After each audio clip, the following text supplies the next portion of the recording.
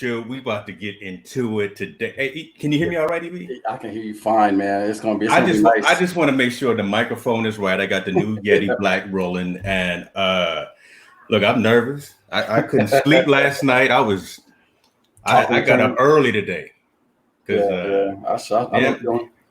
damn all them other shows we done did. This the one. This the one, right? That's right. Folks, we got a special surprise for you. We anybody who knows myself, EB, knows who we are, where we come from. We are a very small circle of folks, and everybody, and 90% of that family in that small circle is here with us today. We may get into some of that discussion too, spark a little controversy, but I see him laughing behind the scenes right now. Try to keep it family style. Okay, we're gonna change the names to make sure it stays PG, so nobody gets locked up or anything. But Evie, I'm gonna let you do it, but I'm gonna just bring them online as you say what we about to happen here. Let's do this. Ladies and gentlemen, check it out.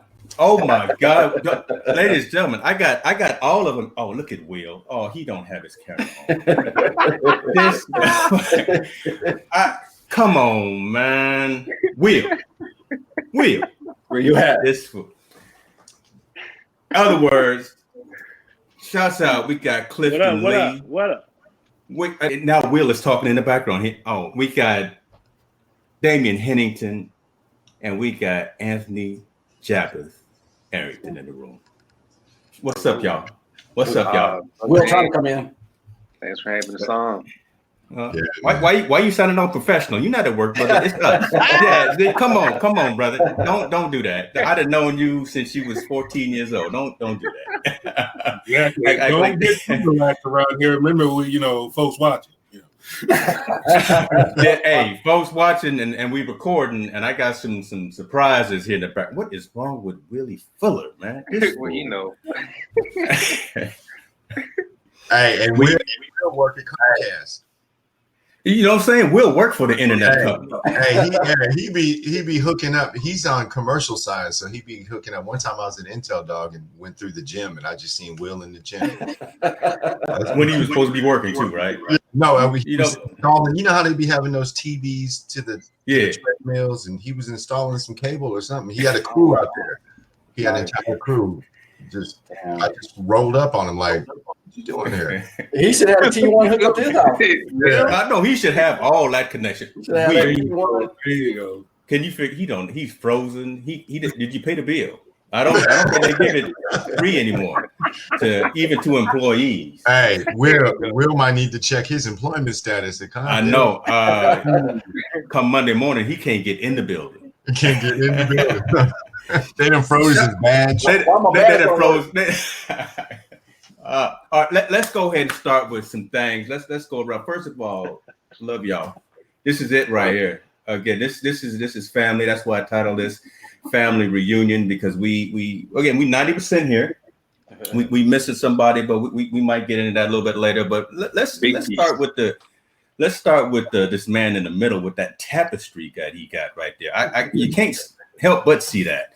And you're looking old, brother. You're looking seasoned. I won't say you're looking old. Talk to us, D. How you living? You coughing? You got that virus? No, bro. I'm always okay.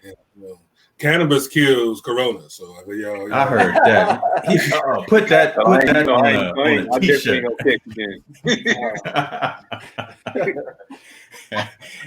and Damian gonna be healthy.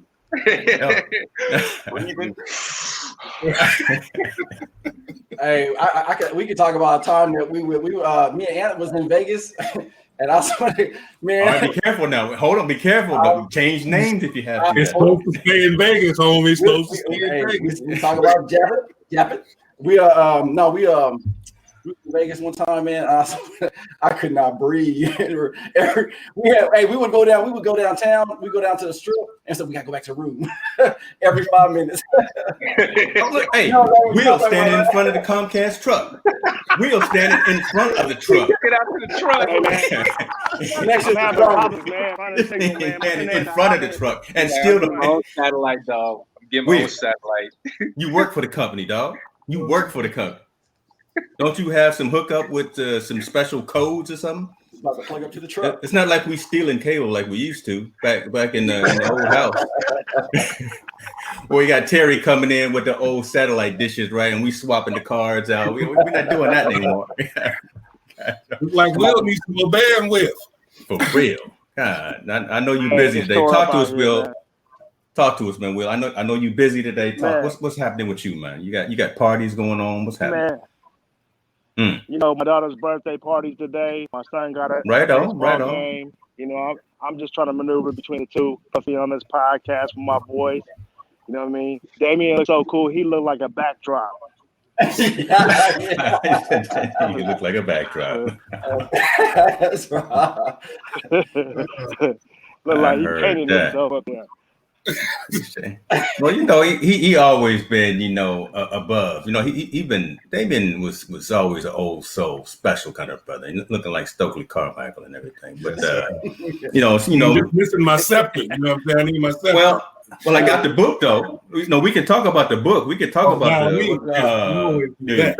yellow meat watermelons. Amazon. Get it on Amazon. Everybody else, y'all got y'all book. I got mine. Hey, Will, I meant to ask you, while you was down there in Arkansas, did you ever get any yellow meat watermelon? Why he yelling? Did I eat watermelon? This is yellow meat watermelon food. Yellow meat. Oh, nope. I didn't get a chance. Oh. I'll order one for you today and get it sent to you. I'll get it. Oh, hey. Happy birthday, baby girl. Happy birthday, princess. Happy birthday. Birthday. I heard that. I heard.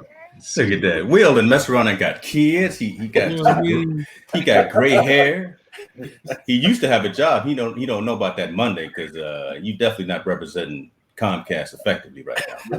Yeah, I'm not. You know what? I live out of Comcast area. That's why I can't have Comcast in my house. You just fronting with the truck out there, right? You rolling with Sure West and whoever, Boost Mobile. He said Sure West.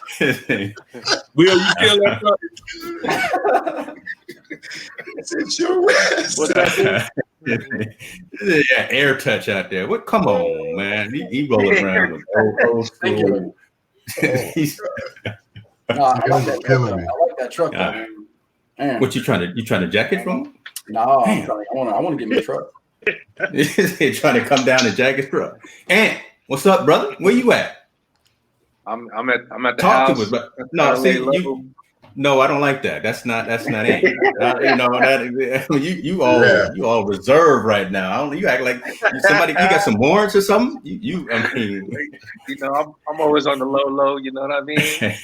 No, there's a reason why you got there. Who you talking to, brother? Come on, again. Who you? Yeah, I'm across the water in Finland for a minute. I got got family trying to catch up with you fellas. Yeah. Most of you guys are like, you know, on sprint 3 and 4. You know, Scoop is on sprint 8. Everybody's in the Ivy League right now.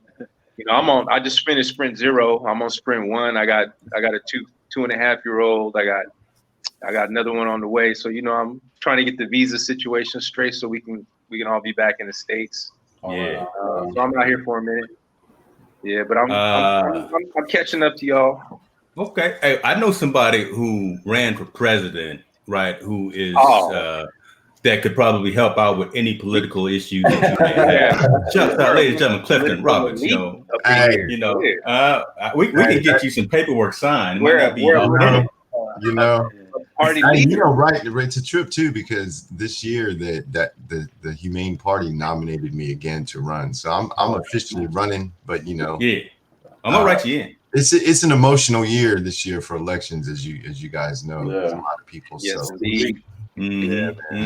Don't be afraid to talk about it. No, I own the platform, so we can say what you want to say. You open up the floodgates, they will shut you down, right? Hey, before we get into politics, though, I gotta say, man, I was a little. I ain't gonna lie. I was so happy to hear that one of the fellas is almost damn near starting over because, as you know, I just had 2 babies. Mm-hmm. Yeah. You know, one will be 4 in December, the other is 2, and he's vicious too. Emery is vicious, but when Ant was telling me that he has a 2-year-old and one on the way, I was like, okay. Yeah. Okay. Y'all doing the Brother Familius thing, huh? Yes, sir. Yes, sir. Hey, you know what's a trip though? Working on the ranch and having kids, man. You don't need to go to the gym. Yeah, I bet. You know what I Hey, mean? tell everybody about that. I'm not sure if Damian know about that. Tell Damian. I'm not sure. Yeah, Damian don't know about that. Who got a ranch and horse? Bought a ranch, dog. Yeah, you told me about that. The equine. Yeah, you told me. Yes, sir. Yes, sir. Yeah, So we got. Yeah, I told you, baling them hays will do it. You ain't got to go to the gym. Yeah. You ain't got to go to the gym. The hay, you know, getting up in the morning and feeding them and watering them and you know, driving the tractor and. You don't drive the You know some damn. Hey, I didn't know how to drive. I didn't know how to start the tractor when I got here. You just wind it up in the front, right? Oh, that's cool. So what made you go out there and go to a ranch? Is it because of that, not the humane party, the becoming a vegan or being able to grow your own food? A woman. Oh, right on. That's always the case with us. Ain't nothing changed. Look, 30-some years, ain't nothing changed. My wife, so she's been riding horses her whole life, right? Oh, cool. And y'all know Shannon, you know what I mean? And so when we got back together, I was in Elk Grove at the time. And she, you know, it was kind of a hustle too, because she would tell me, babe, I'm telling you, if we get this spot and we charge this for board, we can make this. And you know, I was peeping and I'm like, okay, that makes sense. So that's how I started to get the idea. And then when I would go and view properties, man, and look at the properties, and I was thinking about, you know, the child I just had, you know, outside of Elijah and you know, Eden, but just the child I had, and picturing, and I had not yet had Emery, but picturing Liam growing up on a ranch and not having neighbors next to you. Growing food, you know what I mean? Yeah, exactly. Growing my own vegetables and, you know, and just we were all lucky, man. We all grew up on military bases, so we had a different experience than most. So exactly. We all grew up on military bases. Yeah, right? We sure did. Will is in the car now. Wheeldon got in the truck. Yeah, so that was attractive, man. That was you know, to picture that, man. And I started going to see these various ranches and envisioning that lifestyle, man. Oh, that's cool. So So you said you guys settling in there and everything. I mean, because it's a whole different lifestyle and dynamic, right? I mean, so you got to get up at 2 a.m. to take care of the animal and everything. Yeah, man. That's all good. Okay. Yeah. That'll keep Still you looking good. I know, still looking good, looking like Elder Barge with the slick back. I love that. This is coronavirus candy right here. Because y'all know me, man. I got the biggest fro in the crew right now. Hey, I almost thought about it. I was about to go like this with my fro. You should have. Well, Ant came with his with I don't know what to call that, but he came with it, y'all. You know, Ant just don't care, boy. Look, I wouldn't get on no plane. I wouldn't get on no plane with that, Ant. No, brother. Oh yeah, you know, I always allot 30 minutes when I'm going through TSA. You know what I mean? You always have to do that. Tuck it all in the mask. You always have to do that. Yeah, Are we all? Everybody here vegan? We all vegan now? No, fool. Oh. Hey, so we close. So check this out. So my daughter is doing a thing for school where she's gonna go vegan starting next month, and I'm gonna do it with her. Because y'all, you know, Cliff, I've been slowly trying to get to it, and we gonna that's probably the wrong analogy, but we're gonna go cold turkey. We're gonna do it next month. I was laughing at Cliff back in the days. I was like, vegan? This nigga going vegan. How you gonna go vegan? But You're yeah, not gonna have no beef. it makes sense. And then when you do it though, Man, it's like, Rocky tried to take me to a vegan store down there in San Diego one day. He walked in there all crooked-eyed, right? And the food looked good, right? The food looked damn good, smelled good. I'm looking up on the menu, and they ain't stitching meat up there. And I look at this food, sideways at a nigga. I said, come on, nigga. He's all right. Oh, God, I hope we record, and please, Lord, make sure ain't nothing going wrong, because I can't make none of this up, and Lord have mercy. Shouts out. I see some folks watching. Folks knew that it was family reunion. They probably got my clue there. We see it, little Jen. We see it. We see it. We see Miss Serna Hennington. God dog it. I ain't mad. Will is I think Will is dabbling in veganism too. I know. Look at him. Look at Will right now. He done froze up again. He's moving a little bit. He don't know we talking to him. You know, I miss all our friends. I miss all y'all, but I miss all our friends too. You know, reminiscing and thinking back has really helped through this whole COVID. Man, this COVID stuff is traumatic. It's traumatic, Jack.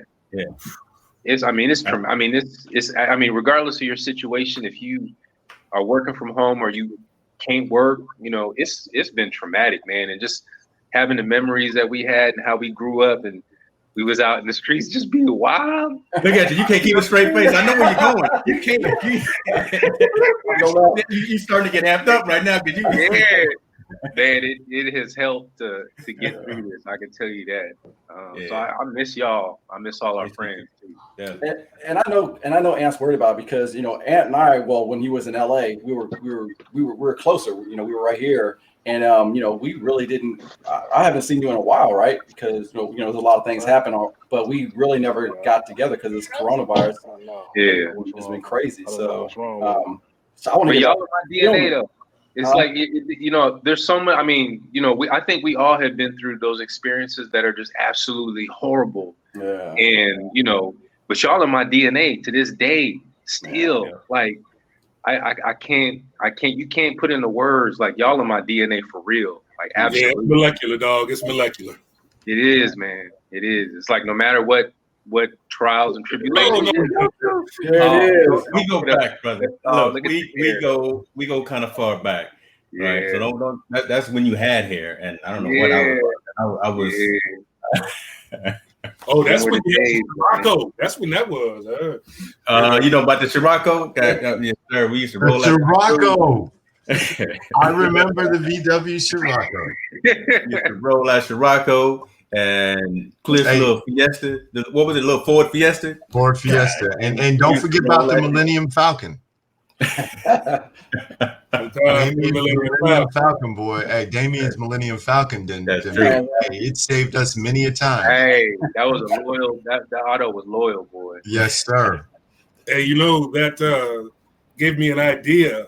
The Millennium Falcon gave me an idea for my next series. It's going to be a short story series about. All the times we were stopped by the police, all the times we were messed with by the police. How many times? You can't count that high. That's a lot of pages. That's a lot of pages. Okay, that's exactly the point. And I'm going to do it an introverted kind of introspective. I'm going to do a reverse of profile. So I'm going to profile the police psychologically.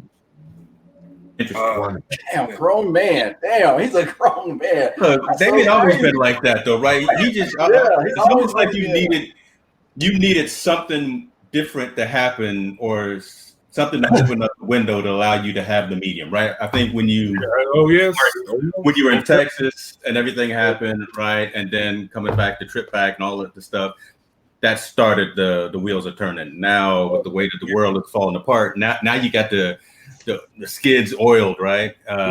We with you, brother. Let's we're gonna support that. Most definitely. What you talking about? Hey, I remember Akil, Damian's brother, Derek. I love him. I love him, man. To the day. Yeah. And me and Akil was chilling. He said, "Yeah, let me go pick up my little brother." And so we went to Vanden High School, man. And Damian was maybe a sophomore, junior. and this brother walks out, coming up to the car, all black. Yeah, black The boots. You know what I mean? He had the black Kango, you know, and walked up like what it is, you know. Bumping X-Clan. And I knew, and you know, on top of that, man, his two brothers are something special. You know, Akil and Zaki were. Zaki still to this day, I look at him as someone that's magical. And, so yeah, but Derek's always been, like you said, Scoop, very old soul, and you know, a different level of thinking. And he was always concerned about the state of the black man. Comes from good family. Comes from good family. I mean, the teachings from your two brothers are what I'm going to instill in my children. And without your brothers, I don't know, would I ever have work? I mean, we learn things from them that you still can't learn in school today. Yeah. But you know, we're starting to see a lot of what they had talked about is starting to come to fruition. And you know what Derek taught me? Derek said, "You know why they teach us Easter?" I said, "Why, Derek?" Akil, I used to have to call him Akil. He said, "Because when you think about it, it's Peter the rabbit that's hiding these eggs. And the egg represent, why do you think they pick an egg? Rabbits don't lay eggs." I said, why do they pick eggs? He said, because it has a shell, a white, and a yolk. It's the Holy Trinity. It represents Jesus Christ. It represents the Father, the Son, the Holy Ghost. And if you take Peter the rabbit and you take the T at the end, that's a cross. So it's Peter the rabbi with the cross. You know what I'm saying? And he would always break it down just like that. Break it down, like, you know what? I'm like, oh, yeah, okay. We all grew up having to listen to Uncle Rashid and his stories of conspiracy. And now, mind you, like I said, we all fresh back from island of Okinawa. Yes. He was Okinawa. Yeah. So we down there in Texas going to these churches, and Uncle Rashid would say, "What the Reverend say, nephew?" And we would all tell him what the Reverend said, and he'd say, "Yeah, that's true, but this is what he didn't say. And this is why he didn't tell you. Yeah. And this is what the Quran says. Now, what you think, nephew?" Yeah. And that's how we all got this way. Yeah. Every summer, Uncle Rashid was at us. "Don't be reading my babies that shit." Come here, nephew. Come on in here, nephew. Let me read the Quran to you. Come on in here. Oh, yeah, don't be reading my babies that shit. We need more teachers like that, man. We need more teachers like that. For real. Well, we need to be more of that. So, Aunt, remember when we used to do the taleems in your room? It was either one of yours, right? So we would all be there. In the group bus. Yeah, most definitely. There'd be Christians, there'd be Islam, there'd be Buddhists, there'd be everyone there. We'd come with our shields, right? We'd come with our books, and we would debate, fight, and argue and talk, but it was all in love, right? But those were the conversations, right? If anyone can think about us, we did all kinds of other things as well, but we sat down and we had some real heart-to-heart conversations about stuff that mattered, and we grew mentally, physically, and spiritually in that entire time. Again, we went out, had our fun and everything, but we found the time to do something that really mattered, and that is long. So we still talking about it here 30 years from now. Right. Yeah. It came full circle. That's because it's still relevant. That's because it's still relevant. That's because it's still a subject that everybody knows, but don't nobody want to talk about. I heard Paul Mooney put it, said, "Everybody want to be a nigga, but don't nobody want to be a nigga." Say that again. Everybody want to be a nigga, but don't nobody want to be a nigga. Put that on a t-shirt, God. Dog, boy, he's still preaching to y'all. I'm just, Look at that picture. Beautiful, man. That's beautiful. Yeah. Look at him, boy. That's when Dame came over and ate all my food. All right, James, was this at your crib? This was here at this new house right after we moved in, like 6 months after we moved in.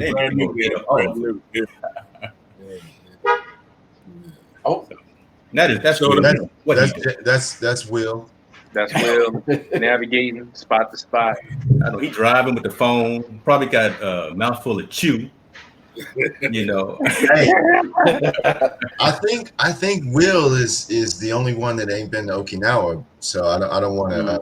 And he Japanese. Yeah, he's Japanese. Hey, but you brought up Okinawa, Damian, and that's you talking about DNA, man, and that's a lot of our DNA. And you know what's the trip is, it was living that lifestyle as a military brat, and I don't know if y'all agree with me, but it was almost uncorrupted because we were always so, you know, our parents, you know, whether it's our mom is Filipino, our dad's black, or our mom is Korean, or our mom, both of our parents are black, or whatever the case is, we just didn't know any better that there would be people that would dislike us because of the color of our skin. Yeah. And it wasn't until I left Okinawa, came here my senior year in California, so that my pop could have me live with him for a year and I can go to Cal Berkeley.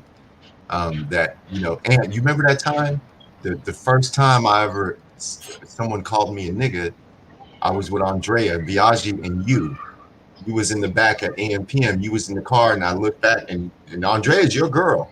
But me and Andrea was like, we're going to go in the store real quick since you're sitting in the back. You're like, all right, man, I'm going to wait here.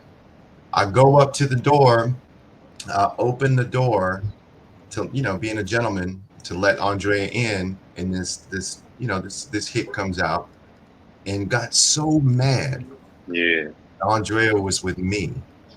And just had the balls to say it. He said, these niggers. And I stopped and I looked and I said, dude, are you that mad that I'm with her? They all still. You know, and but it was Okinawa, man, that was so pure. You know, we all got along, and you know, we might get in little scraps here and there, but it was never because of color or race. To your point, Cliff, to your point, man, we all have an understanding that most black folks in this country don't have. Mm-hmm. That is living in a place where your skin color is not a detriment off the top on sight. Most black folks here in this country never experienced that. Right. So when you come here and get that shell shock and get that understanding, and you have to stand around and watch folks call you crazy, you know, it's why, you know, I've always been this way, because I've always known.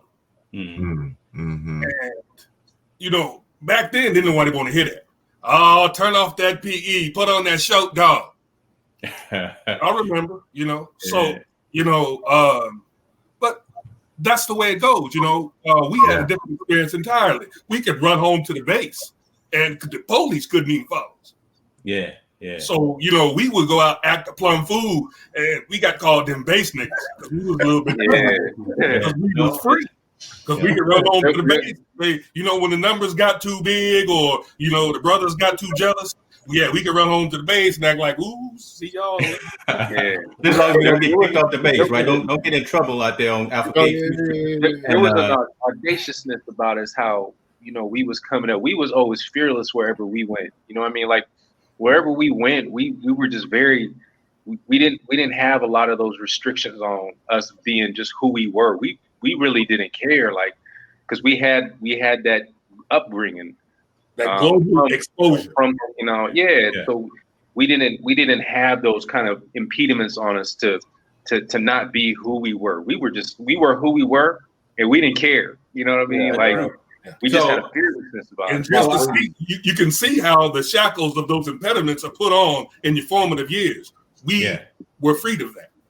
Yeah. So I talk about that a lot, right? The fact that I've got more stamps in my passport, you know, and at my teens than anyone else. And that helped me be more of a rounded person. And I think that is something that all of us have experienced. But you're right. And when we got together, look, everyone had their little crews, right? Everyone thought that they were the best thing out there and the coolest thing, thought they could dance like us, but they couldn't.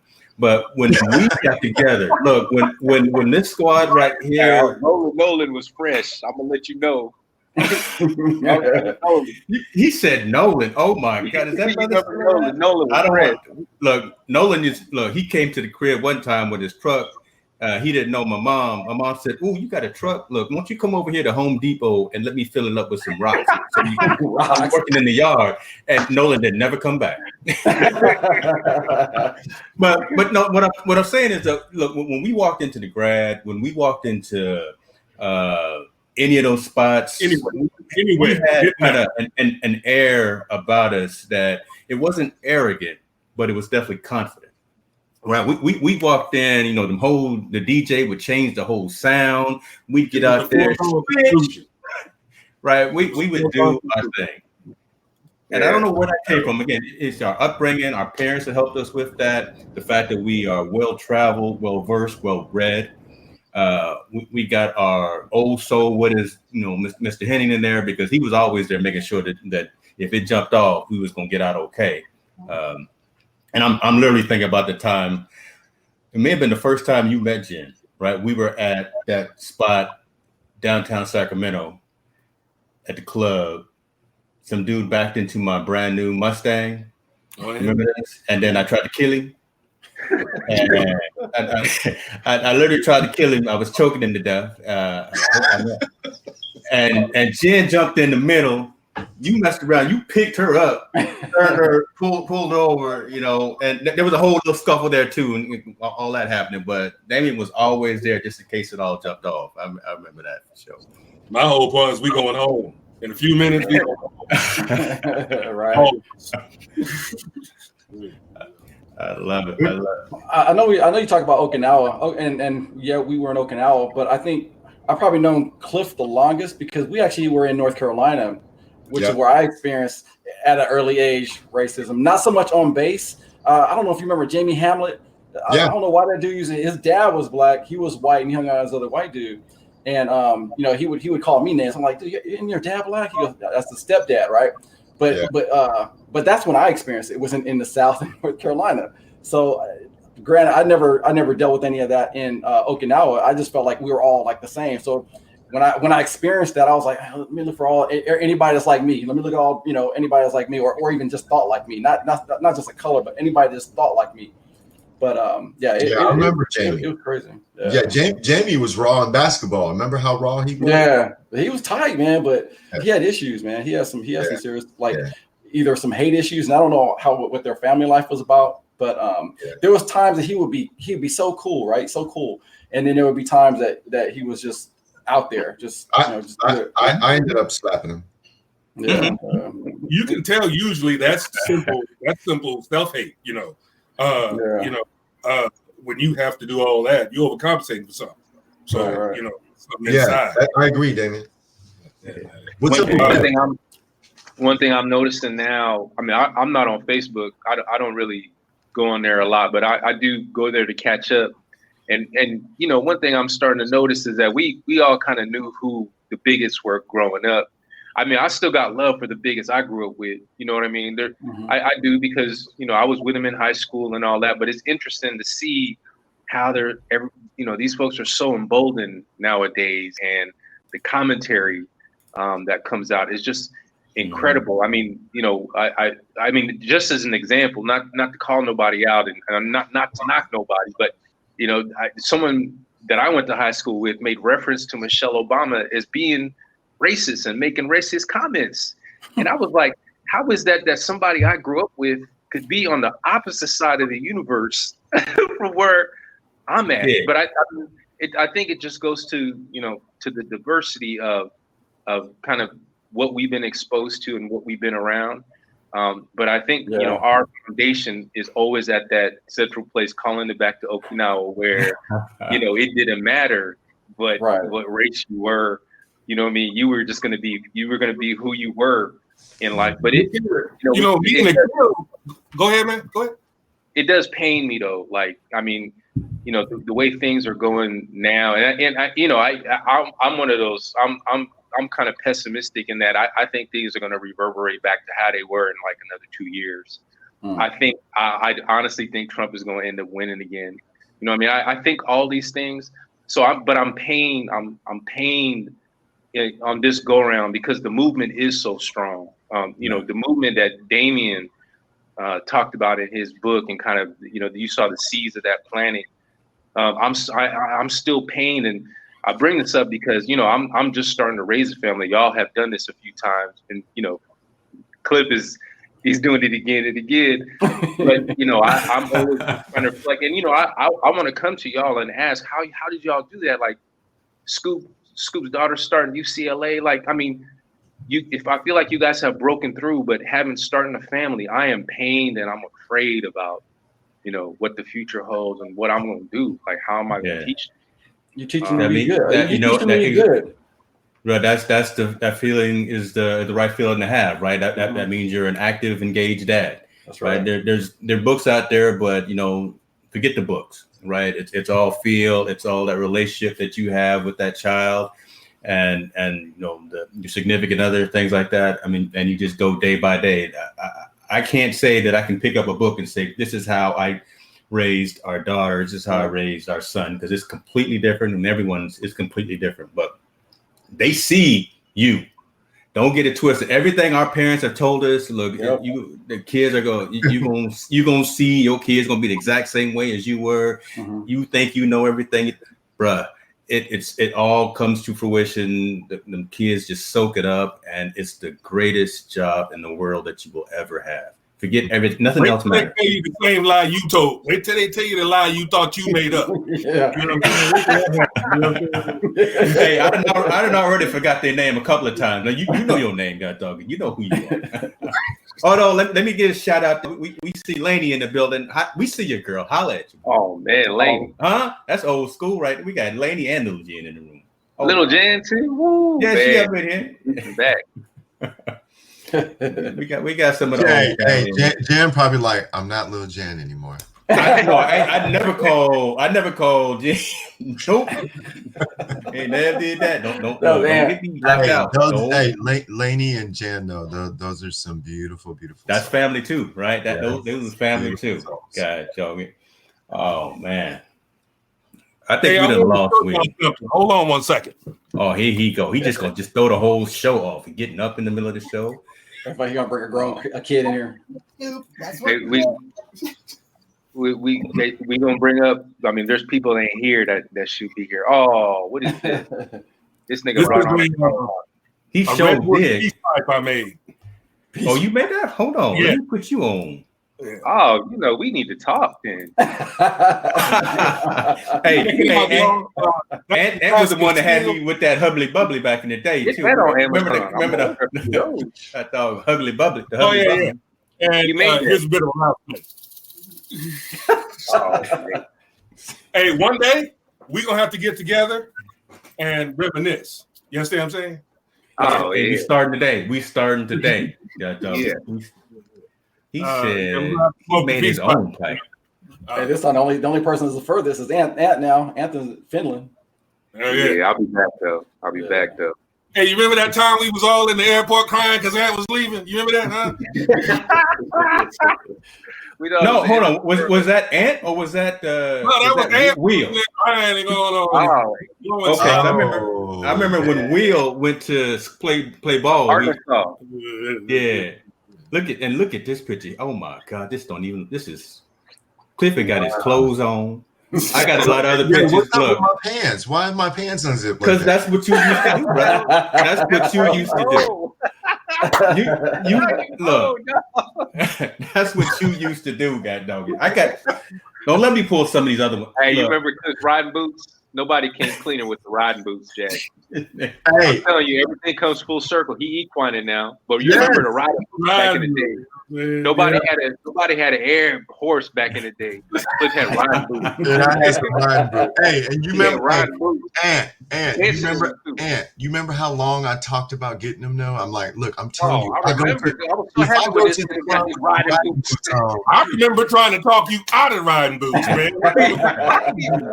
No, hey, one time I went to the mall with Damian and you know, me, my end result was always. That's what was that? That Florin? Was that Florin Mall back in the day? I think it was Sunrise. Oh my goodness. My end Sunrise result Mall. was always, what are the females going? You know, it's not like I care about what I'm wearing, but what I think a female would like this, right? Hey, I'm gonna let you know the riding boots was clean. Hey. No, I feel you. But we stopped at this store, man, and I picked up these little elf shoes. What? And Damian right away called them the John Cougar Mellencamp's. I remember that. And Damian tried to talk me out of those. He said, "Cliff, you better not get those, man. Them look like some John Cougar Mellencamp will wear." I said, "Man, I'm about to get them, man." Woo. You sure did too. I remember Damian said them John Cougar Mellencamps. It was clean too. Yeah. You probably hold on. You probably had those on. No, he probably had those on when he had this on though. Yeah, you was probably right. The vest. Hey, you couldn't tell us nothing, boy. Huh? Is that outside the grand? I don't know. Whose car? I don't even remember whose car that was, but that convertible LeBaron. This was somewhere. I got the Paul Mitchell in my head. You couldn't tell us nothing, boy. Cliff with his skinny jeans on like EB used to wear. What is that? I'm not gonna let you pass, brother. You used to wear them jeans, brother, and they was tight. You was trying to show all your business. You was trying to show all your business. Hey, that's dudes that are buff. And got the you remember Eric he'd be walking around and he have those electronic things attached to his abdomen and it just be pop, pop. And I remember the first time I put them on, I thought I was going to get a hernia, dog. I was like, oh man. I see you, Seti. Oh man. Yeah, man. Hey, you know, we'd be remiss if we didn't bring up Mr. Williams. That's why I said 90% is here. That's why I said, I mean, Lee Ray was a huge impact, I think, on all our lives. Yeah. You know what I mean? So much so we wrote a song about him. I mean,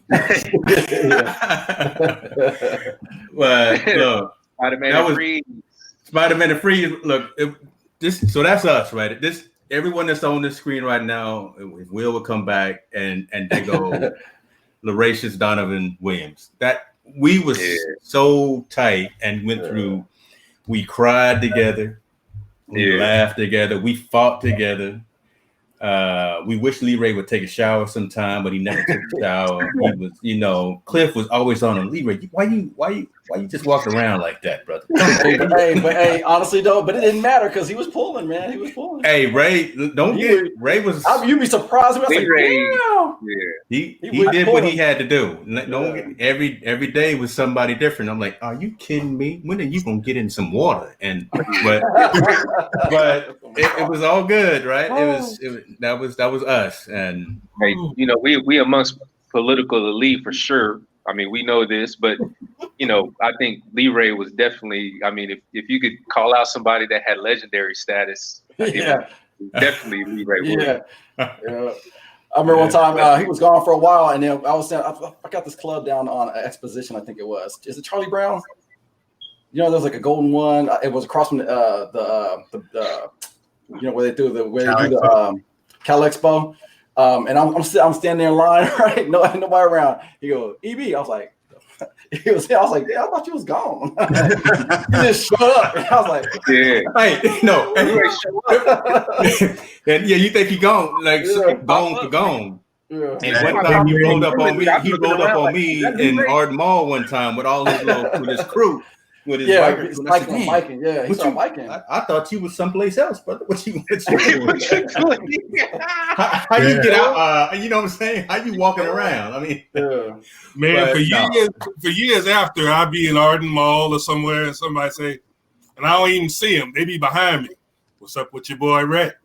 Boy Lee Ray. Yeah. Man, I ain't seen Lee Ray again, bro. I don't know what Lee Ray doing. I ain't got nothing to do with it. He might get it. You know, I don't know. I don't want to be the one. You know, hey, Cliff, so you know I was looking for the song, but I said, I'm not gonna play the song. I don't want to get no YouTube copyright restrictions. I got the artist right here. But we got C. Are you pulling up C Notes recordings? C Note. Black male. Yeah. Yeah. As one. Y'all don't know about as one. You ain't ready for that, boy. Hey, I remember we ran into this dude in San Francisco, and he was telling me he was looking for a group, and I think I went and got, I went and got James and Kirk Dickens came with us, Damian, and that was our first time really. Lee Ray, I think, was in that. Yeah, that was our first time. The Dukes of Ordway. The Dukes of Ordway. They go Kirk though. They go Kirk. Mr. Dickens. Yeah, Dickens was our dude. That was our dude too. Kirk and Dan. Hey, Kirk and Dan. Hey, Kirk, Kevin Bracey, and remember Nate? Kevin called me Nate. Yep. Oh yeah. Yeah, Bracey, he just actually posted another video of him doing some things back in the day. He had some moves too. I think he's watching right now. Shout out to you, Bracey. Kevin used to show up at the club with that hand towel, but folded really. Oh yeah, he would iron the hand towel and have it ready on the front of his pants. Nigga, who ironed the hand towel? Kevin came to the club. Oh yeah, that was Bracey. Dog. Yeah. That crew was fresh. Yeah, I'm going through them. Hold on. Yeah. Hold on. But the one I'm looking for, that's the one I'm looking for right there. There it is. Oh yeah, the Dukes of Ordway. Remember he told us the name. Remember we went down there to dance with the dude, and we were like, well, "What's the name of our group?" He said, "The Dukes of Ordway." We looked at each other like, "Ordway? Where's Ordway?" And he's like, "Yeah." We practicing all night at Laney's crib, right? We practicing all day and all night, getting the routine. Cliff said, "The Dukes of who?" The Dukes of Ordway. I'm like, "Where's Ordway, nigga? We ain't been to Ordway." we straight from the field. We straight from the field. I remember that. Yeah. Wow. Hey, Cliff, you remember that time we went up north and I was singing bass in that singing contest, and I was up there scaring the white folks. They had the white lady thinking they're chilling out the room. Every time you go somewhere, you scared away. Hey, he is not lying, because there was a group, and there was two other guys, right? I made a track in that one apartment. It was in that apartment you just showed a picture of at school. Nice. Yeah, and we got there, and it was like, I want to say there was just a whole bunch of cowboys. Well, and they got up there,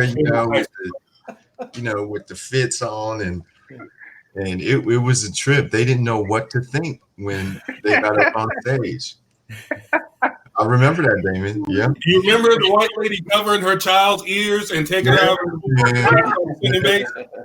Yeah. And I had a little Barry White part in there, so I did my thing, right? Yeah. And started, she assumed I was going to get nude, and she, overcompensated by grabbing little baby's ears. Yeah. Yeah, we got 3 or 4 of them in there, and they did that. And I didn't do anything, to disgrace myself. But no, he never do. You never do. They did fantastic. They did. It's a trip, James, because the music.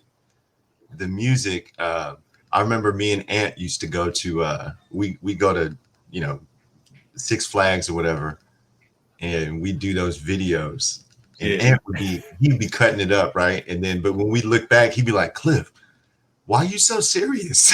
Why are you so serious?" And I always just had this vision or this dream that we could do some in music. And then Eric came along, and I had, remember Joel? Y'all, I was Joel. Catch on the stage.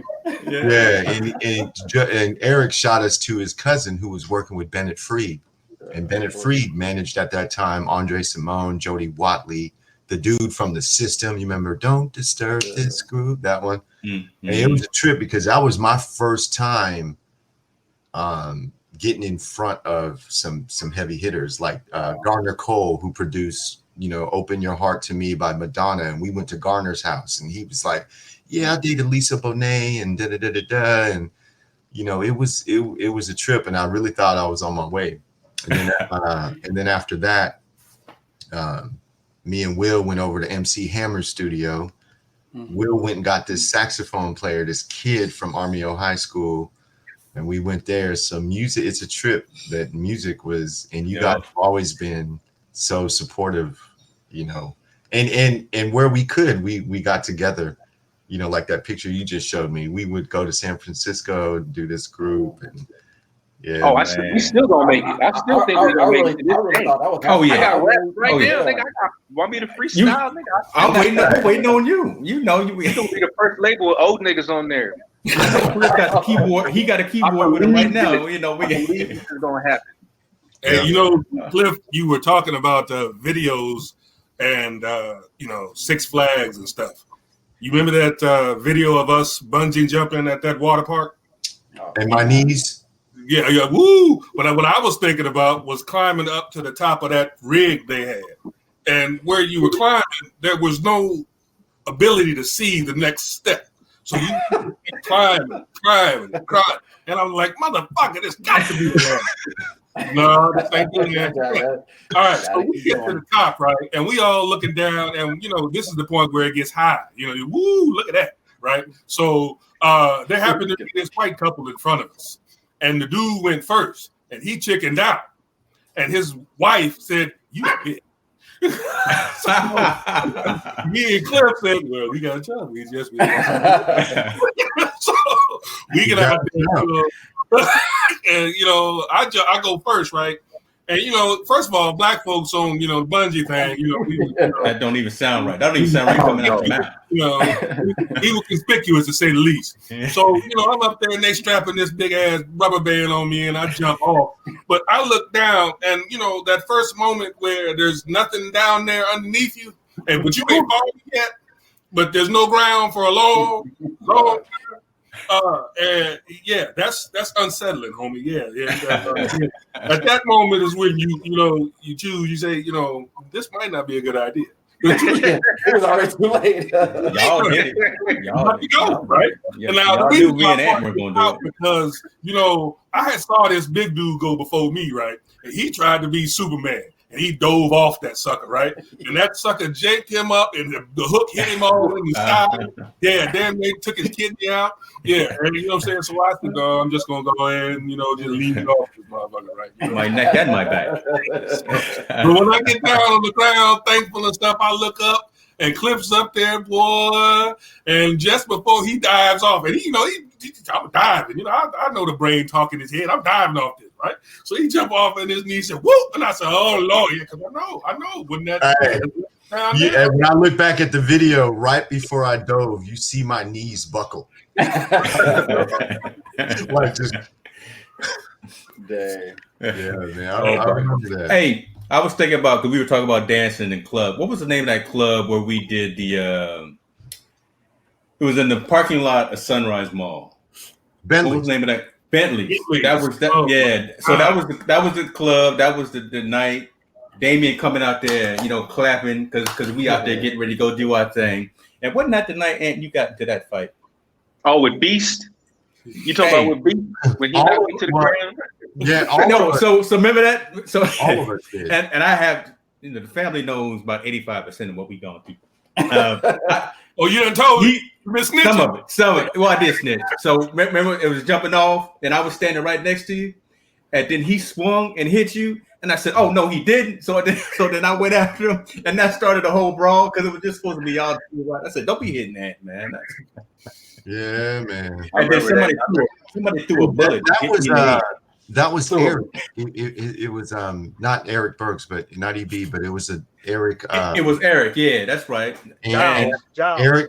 Yeah, Eric Giles. Eric Giles. Yeah, it was Eric Giles, and we couldn't find Ray because I remember Ray was hiding under a car that night. Yeah, that's Ray. Yeah, remember we was out here. Ray, where you at? What? I remember we rode Lee Ray so bad for that one. After that, every opportunity, he was the first one to pull up. Even when nothing was jumping off, he was the first one to show like up. At the grab, like, yeah. Make it up. You know, we'd be remiss if we didn't mention Mr. Robinson either.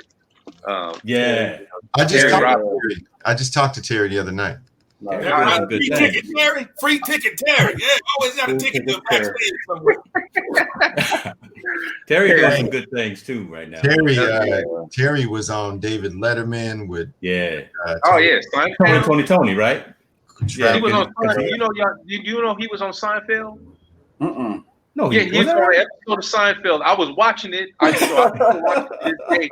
It was like a year ago, and it reminded me, oh, this nigga was on Seinfeld. Like it's quick, but you see him there. You know, you can't forget the hair. You can't forget Terry. Yeah, you know the funniest thing when Terry procured the Jeep Cherokee, the red one. I'll just say it that way. Remember I know. Why are you using them words? Procured the brand new Jeep Cherokee, the red one. And remember, it was like day 3, and we had seen him at the car wash washing it. and remember the day he lost it. We went to a club in downtown Sac somewhere. He parked. You know, he was arrogant. He parked it in the alley, right? And he acted like it was his car. And then a fight broke out, and like the whole alley was rushed. He couldn't get to his car. He was actually mad that he had to leave that car because he thought it was his. He wouldn't let you eat in it. No drive. No. French fries. He wanted gas money for that car. Yeah. Hey, dog. He used to try to park it at the apartment, and I would be like, "Hey, man, you can't park that in the crib. No, man, you got to pull that around the corner. You can't park. Don't come in here with them unregistered guns. Don't come over here with this truck that you don't own." I already got to deal with Will and all his spit bottles all over the fireplace. We'll talk about you now that you're back, dog. Yeah. Oh, see, he can't hear now. There you go. Good luck, get out here. Oh man. I called Terry literally 2 nights ago. I thought about him. How is he? He's doing good, man. Check this out. I FaceTimed him, right? And he answered. He had a hard hat on. And literally it was 8 p.m. at night. So you wouldn't expect him with a hard hat on, but he was like, and he was smiling. He was like, "Cliff, what's up, man? I'm in San Francisco working." And yeah, man, he's really grown. You know, he's just grown. He's such a full grown adult, you know, and he has a family, and you know, he's doing his thing, and you know, he's working with some crew out there. But then you'll see him, man, and he'll just be in Korea, traveling, doing something else, and you know, so he's always been doing this. Yeah, I couldn't pull up any pictures I had of Terry. All the pictures I got of Terry, he don't have no clothes on. So you know, he used to take pictures, and when we used to take him to I don't know, Walmart or Kmart and get him developed. This is back in the day, right? Terry always used to take pictures with no clothes on. I couldn't post those right now. That wouldn't be right. I got love for Terry. That's good, man. Yeah. Hey, man, you gonna make me want to pull out all my old pictures, man. Y'all don't understand the pictures I got. I don't have too many more because I had to burn. Remember we burned them at the house? Hey, Aunt, remember the house downtown in Sac, the greenhouse? Where was it you and me and Ray? We went up in there and we broke up all the walls when we were getting kicked out of the house. I came after that, and I was tripping that y'all was in the tenement. I was like, "What's going on up in here? Y'all squatting?" Squatting. We was we tore the walls up and burnt up all the pictures and threw everything out there on the railroad track. That was a shame. Why you let us do that, Cliff? You know, I'm gonna tell a tale out of school. I didn't know you guys did that. Hold on. I'm gonna tell a tale out of school since Lee Ray ain't here. This one one time, Ray. I'm gonna tell it from the other side. One day, I'm at a place and I'm just telling tales. Looking for $10 at somebody's little league. And I run across a Miss Holmes we all went to school with. And she's no longer Miss Holmes, but you get the reference. And I'm telling you a story about the time we were at a house party in Davis one night, and they got to shooting. Okay, and it was all because of Lee Ray. Yeah. Now, we get dropped off, and I'm gonna tell it all the ugly. All the ugly. And we get dropped off, and at some crazy reason, we decide to leave the shotgun in the trunk, and Ray got his 38 nickel plate. Okay, so we go inside and all this old stuff, and it's a party, and as usual, there's friction because all the females want us. And so, there's some brothers who aren't familiar with the protocol. He said it, didn't he? Look, Cliff, he said it, didn't he? They came in unbeknownst that all the pussy was already. Oh my God! Oh Lord! Hold on. Hey, go ahead, brother. I all right, now I told you.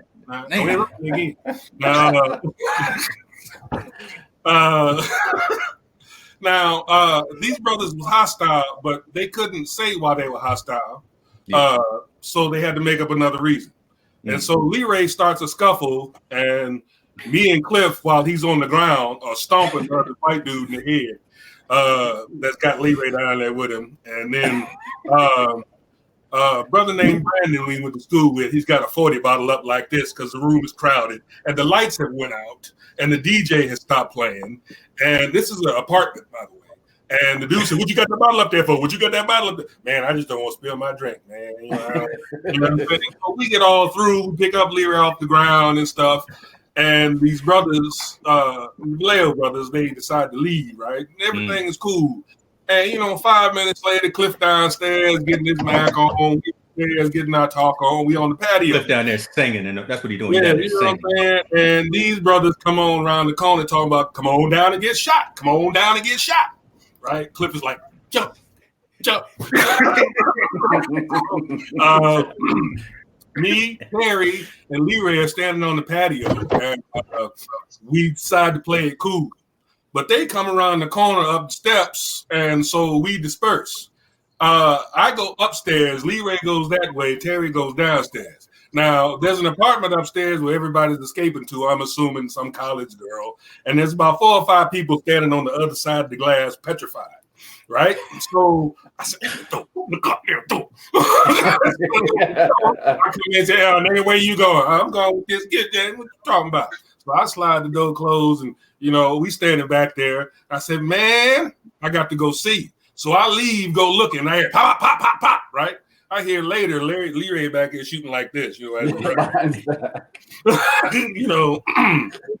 So now, y'all don't know this, but at this point, I'm by myself, and I'm hiding behind cars and in bushes at every pair of headlights that come by, because I know they're hunting for us. And I don't know where y'all at this point, but just at this point, I see the homie from way back, DQ, roll by. So I know what he's doing. Okay. So I go to the grad and I say, man, DQ, man, it just popped off around here. Whoop, whoop, wop, wop. He's all right, man, I'm going to take you around there. Let me see what's going down. All right. We get back around there. I find y'all get out the car. DQ go about his business. Later on, I find out DQ got chased all night by these niggas. In the car. He had to, go around his block 4 or 5 times. Had all type of trouble, right? Messing with y'all. I found this out from DQ a couple of days later, but as I'm telling this story, I found out that he also told Miss Holmes. She was mad at me like it was my fault we would get shot at. You know what I'm saying? She'd be mad. It was bullets flying. Oh my God, that's hilarious. I think I remember that. And why do I remember Lee Ray screaming like a karate ki? I walked out. He was in the middle of the yard.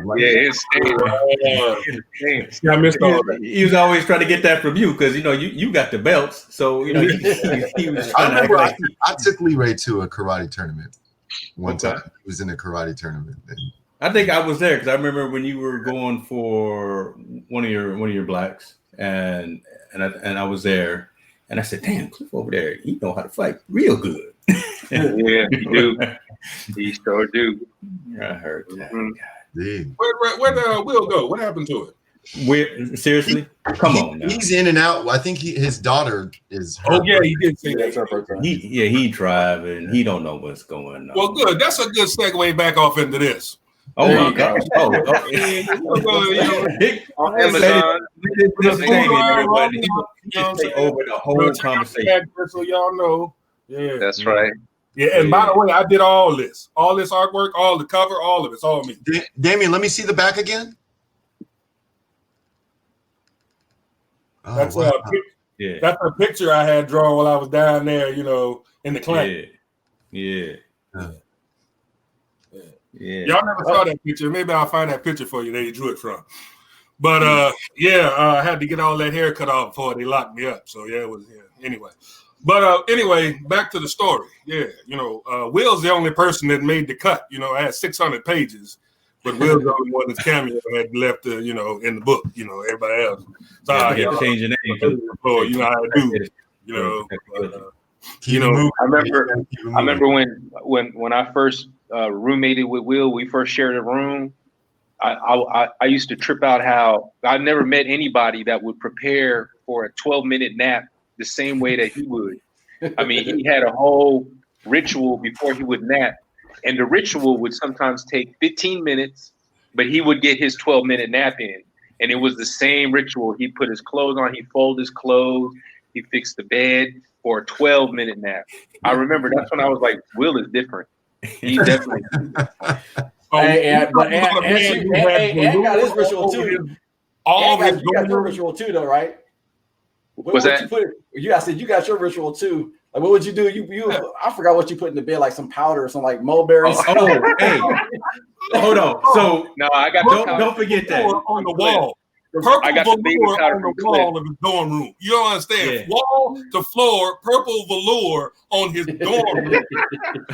And he gonna talk about somebody else's ritual. Yeah, no, we gonna come back to that because Ant was the one that got me into throwing baby powder and using Bed Bath and Beyond. That's Cliff, because Cliff used to douse his drawers in baby powder before he put his pants on. And I used to be like, I don't know about that, but I started doing it too. Yeah, that's Cliff. I got that from Cliff. That was one of them gangster moves right there, with the vanilla in the shower, and then the stuff. And over there, what you drinking, Ant? Just water, dog. I wish it was something else. Okay, but it's water. Yeah. Go ahead, D. You was going, brother. See, we got sidetracked. Look, man. There's 30-some years right here, brother. Oh, yeah, we gonna be around the corner all day. But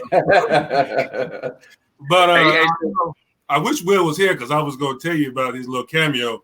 He had a call when I had the bad news, and he said, "Told you about being nice to them bitches." And yes, he did. Yeah.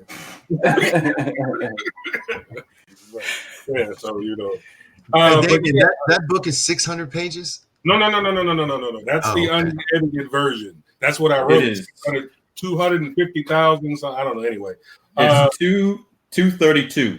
Yeah. That's what it is now. But y'all really need to read the unedited version. That's the one you need to read. Y'all ain't got time to read War and Peace and shit. So plus y'all was there for both of it, so don't worry about it. Make a movie, brother. Yeah. You know who wrote a book? But Corona killed that. So but, now I don't know so much about this one, but the next one is so secret I can't even tell y'all about it. It's so controversial that y'all, and it's gonna be about the reason why it was so strenuous on him to see you with her, Cliff, when you got back from Okinawa. That dude in the store, why it burned him so much. Okay. A little preview. As you all know, we, as Black men, Black American men, are the most reprehensible, degenerate, low-down scoundrels that ever walked the earth, so much so that we require extra laws. But yet we are the top of the fuck chain. Absolute, undisputed top of the fuck chain. How does that happen? We ready to go through a wall with you, but there ain't nothing changed with Damian, boy. Yes, sir. He's waiting for that to come out. Yeah. We're ready to run through a wall with you. Just the tip. That's just the tip. Yeah. And if you ain't prepared, read the first one first. I got it. And look. There you go. I got some books. Who you talking about, Cliff? I think I know who you was about to say. Who else wrote a book? No, Jeff Rooney wrote a book. Oh, okay. Called We Took Names. And if you go to wetooknames.com, Jeff Rooney, I'm saying this in the most respectful way possible. You know how there's always that one dude that you play football with that just, I mean, there's nothing more reviving and more refreshing than his football days. And Jeff was, and I'm glad because he was able to remember and document everything about every minute of every, in that year when I came from Okinawa to play on this team, we went undefeated that year and we won the championship. And then, so if you go to team, he actually wrote a little biography about every single person too. How he was able to remember all this stuff was a trip, man. And he actually, this is the second version, but this is also a book, and it's really about Vanden. Like you see me right there, number 36 at the front. Yeah. And then if you click on, like if you go down row 1 and you click on my name, I didn't share any of this with him. Like it's not like I said, hey Jeff, if you're gonna write a book, write this and this and this about me. This is all based on his memory. Wow. And he went and found old newspaper clippings and all sorts of stuff, man. So it's just, and what I thought was beautiful about the book was it's not just about football, but it's about the relationships. Because remember, I was just transferring to Vanden that year, but the Brian Bashans and the Jeff Rooneys and everyone else, they had played together for many, many years. They had went to Golden West together, and so it was an amazing book, man. Shout out to Jeff Rooney. And a lot of people from that era has died, like Coach Bev, as you know, has died. Oh yeah, that's right. Coach Bev is gone. Jeff Baranowski recently passed away, I think. Chuck Coates died a while ago. So yeah, man, we got some book writers from really close to us, obviously, but I thought you were going to talk about Bracy too, because Bracy got scared great. If I could talk about Kevin, man, y'all know Kev, man. Kev, we get together a lot, me and Kevin, and Kevin is a special guy, man, because he's so positive. And if you ever feel like there's something you can't do, just call Kevin. He is Les Brown's protege, and I get hyped every time I see his videos on Instagram, and I'm feeling down because I got no faith in humanity right now just because of everything that's going down. 2020 has just been horrible. And have you not been paying attention to your human history? When there it is. In human race. When did that come about? You know what I'm saying? I was in Texas and I made the comment to these, finance managers. I was selling cars, and I said, "Worst thing in the world, well-meaning white folks." And this other Muslim brother walked in and he said, "Is that true? Is the well-meaning white folks the worst thing?" He said, "Shit, where they at?"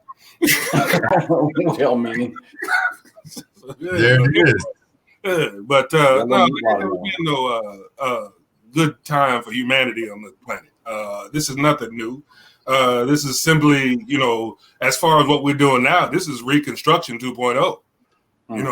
Anytime, the powers that be, i.e. white supremacy, white male supremacy, feels threatened, it has to do things. And the last time it did this was damn Inquisition.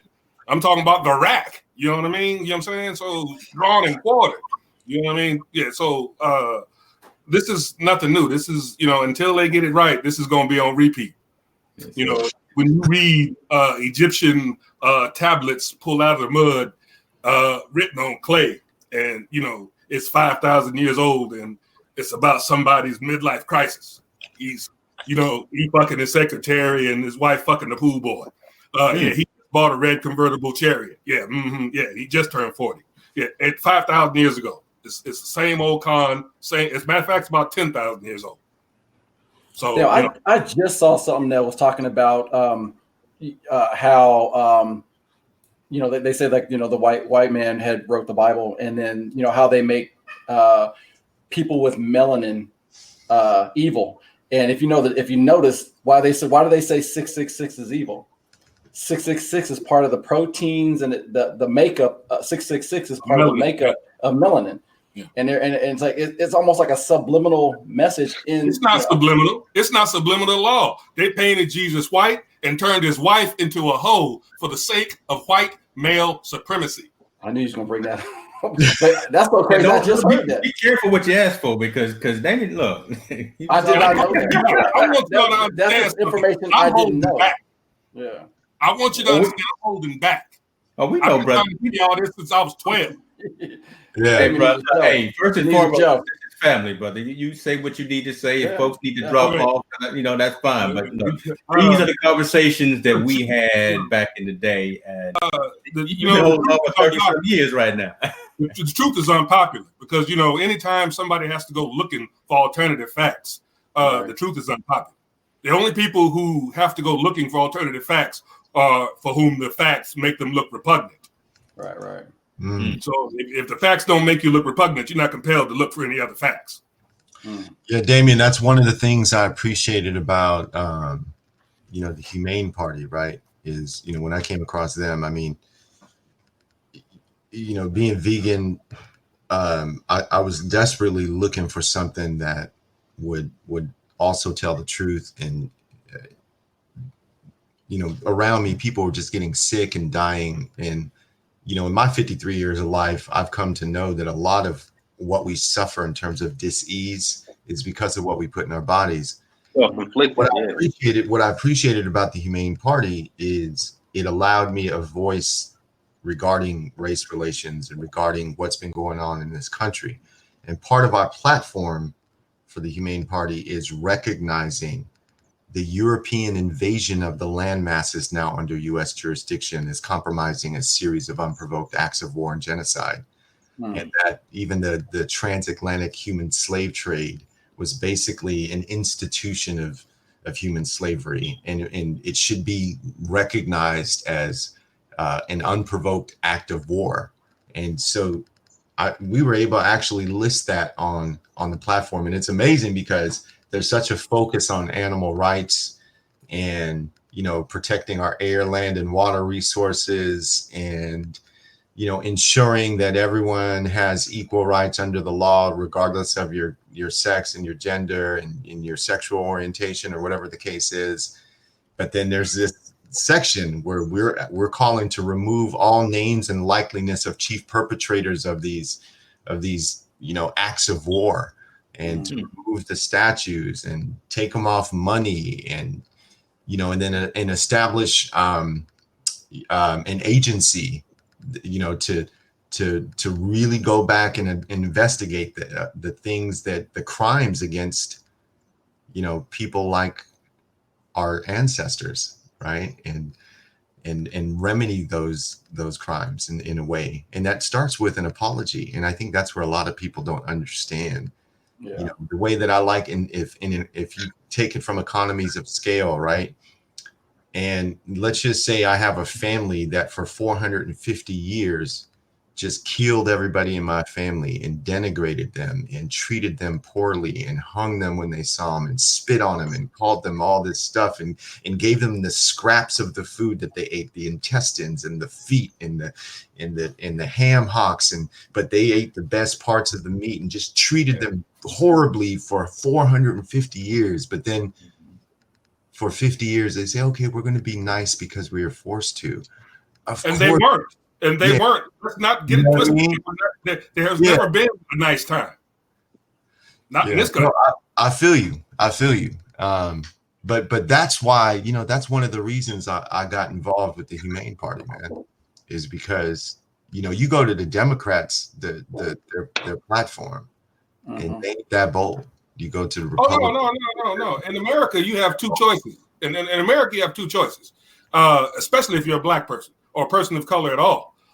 Between the two parties, it's neglect or contempt. Wow. I like that. And it's always been that. Neglect or contempt. So the real question is, how do we change that? How do we move forward and say, hey, we don't have just these two parties to go by? I really was looking this year for another party to step up and be. As far as I'm concerned, that's a Band-Aid on it. Another party, that ain't nothing but some more confusion. We can't get the two right now. Ain't never got these two right. Well, you're gonna add another to some confusion. What, for some more people to be confused and not get it right? The problem is you got to get it right from the gate. And the first thing, like he said, is an apology. You built a country that's about freedom, and you built it with slave power. That's right. You built a country that is about religiously free people, and the religiously free people that were already here, you had to murder them. And to let the 3 or 4 you left, you made them Christian. They weren't free to be anything else. No, they were free to be Christian or dead. Right. I think it's going to take time. I mean, it just is. It's just going to take time. I mean, the fact that we had Obama as a president, a lot of the kids that were growing up with Obama as president, they're having these conversations now in line exactly everything Dee's calling out. And it's starting to become more part. I don't want to say it's part of the mainstream, but it's a little bit more accepted to have these conversations that there's a big chunk of history that they are not teaching in school. Now, 20 years ago, when Damian's family was schooling us on this, it was very underground and controversial, right? But now there are kids that are coming up that know for a fact that the history they're getting in school doesn't tell the whole story. It's just going to take time. I mean, it is going to take time. It took half a millennium to happen. Now, mind you, understand, I'm going to put this all on the scale. This ignorant white male supremacy shit that they brain fucked the entire continent of Europe for more than 1,000 years before they ever put it on the slave ships, before Cortez ever put them Jesuits on them slave ships. 1,000 years before they even went to Africa. Yeah. So you have to understand, this is, I mean, put it on a scale like this. Somebody from a place where the idea of universities was born, 5,000-year-old university in the Middle East. He comes to America, his degree is null and void. Why? Because it hasn't been whitewashed by white male supremacy. We cannot have that free thinking mingling with us who have been enslaved with this thought process. So where a place where, what Cambridge, 500 years old? Oxford, 500 years old? Yeah, his university is 1,500 years old. And probably Aristotle, Socrates, Pythagoras, Archimedes, all of them studied over there. And they made it up. And you had mentioned the most backward, ignorant, backwoods, jungle country, white folks begged to go study. I'm looking for my X-Clan right now. What at? I'm looking for my X-Clan. Ant brought up a good point. He said it's going to just take some time, and but Eric, you asked, how do we change it? And if I can use a personal example, and I like to use the word infiltration, and I could possibly get in trouble for me even saying this, but I think if enough of us do it, indeed, and we get ourselves close to the decision makers that are part of the system. So in my case, what I was hoping to do was for the government to release information about itself, for the government agencies to release information about itself. So when I got my job at Intel, James, you know this, I started off in IT, but it was always my goal to eventually get to a place where, because Intel is respected as a corporation, that I can have conversations with government. And James, maybe you can prepare this, here, I'm going to search up White House hears from Intel on data policy, and you'll see. But anyway, so over the 10 years I've been at Intel, 8 years ago, I got a job as global director of data policy. And then at one point, I said, I need to go to the White House to influence government and Congress to pass laws so that government agencies, they can release its data about food, about race relations, about housing, about the way people vote. You know what I mean? And so there I am. You feel me? Yep. There I am. The guy that he was talking about wearing the cowboy, the riding boots. Mm-hmm. And you know, you hit on something that I'm hearing a lot from a lot of black folks, a lot of black folk professionals. I mean, I think a lot of them are starting to realize that this recruitment, right, or whatever you want to call it, infiltration, that has to be a key part of it. Like, we got to get more and more folks up in there at the White House, having conversations like that, having public policy conversations, you know, and influencing the House. And it's happened, you know, prior to me talking, this was post passing of the law. This was post passing of the law. You know, up until that point, it was my job to make sure that we're writing the policy positions to influence it. But then once it happened, now I was back there saying, okay, this is what we should focus on. These are the things that we should focus on. This is what we need to do to ensure that the right type of data is released. So now it's actually a law that the USDA and the FDA and the agencies that are not recognizing that they're being racist, right? Well, now you can't argue it because you've released the data.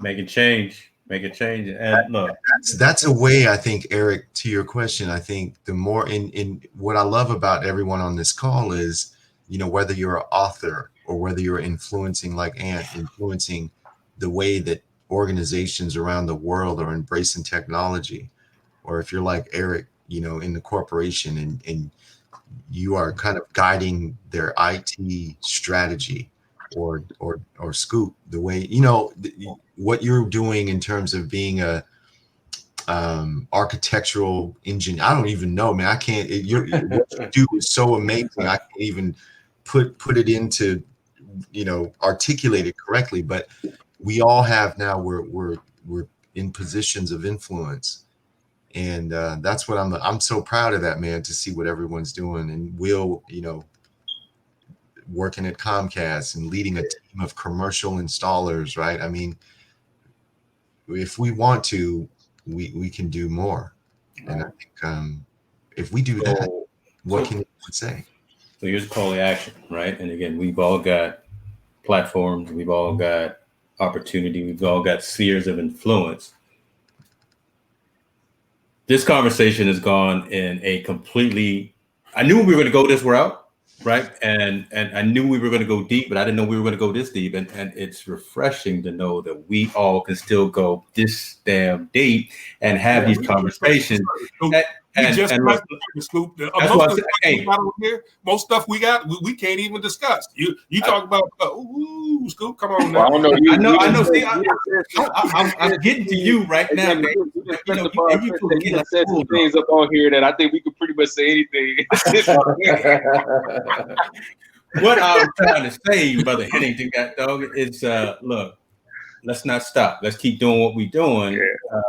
The better, I think we're better together as well. We're phenomenal doing our stuff the way we do it ourselves, and again, managing that sphere of influence, as I call it. But man, it's powerful right now to have 5, 6, if we can get a couple of others up that are really I mean, like Bracey, you know what I mean? Like, we know people. I mean, think about the influence that Kevin Bracey has out there.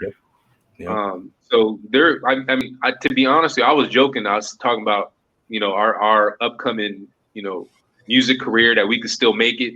What I really, on the serious side of that, is that, you know, I think the best is yet to come. Like, we've all got these skill sets and platforms and spheres of influence that you just mentioned, Scoop.